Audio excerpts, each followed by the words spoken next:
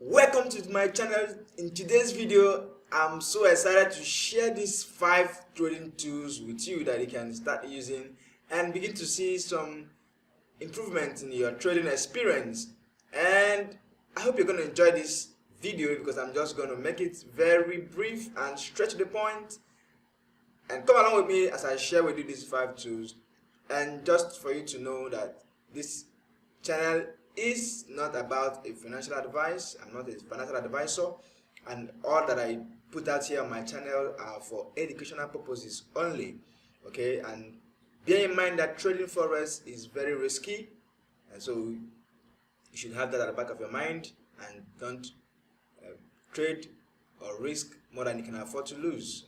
Having said that, so now these tools, they are majorly divided into 2 categories, which are for discretionary trading and then for systematic trading. Okay, so these are the 2 approaches that we're going to be looking at these tools now. So let's dive into it. I'm going to start with the discretionary trading. Now the first tool that I use here is Trading View. Okay, so in most of my videos you'd have seen me use this to illustrate my charts and everything. So when you go to tradingview.com, that's when you see the live charts of what is going on in the market. Okay, so this provides clean charts for you, especially if you are on the pro plan. Then you are going to experience 0 adverts, and then you have the ability to create more watch lists. Okay, now the second tool is a currency strength meter. So what this helps you to do is to identify which currency pairs that are strong and which ones that are weak, so you can be able to know how to trade against each other. So it helps you to find high probability setups and then pair up with weaker ones. Okay, now the third tool, still under discretionary trading approach, is the Excel. Okay, now this is the normal Microsoft Excel, which is a free tool that can serve many purposes. Especially it can serve as a trading journal for you, okay, where you write down the markets you trade, the entry points, the stop losses or the gains you make and the losses, or the category of your trading setup. So it's just like a journal where you'll be able to track your events or to document your progress. So it helps you to just keep everything clean, so you know what is going on and what is happening. Alright, so let's dive into the systematic trading tools, and the first one I have here is called AMIBROKER. Okay, it's a back testing platform. So even though it's called AMIBROKER, it is not a broker. So even though it goes by that name, AMIBROKER, it's not a broker, but it's a back testing platform.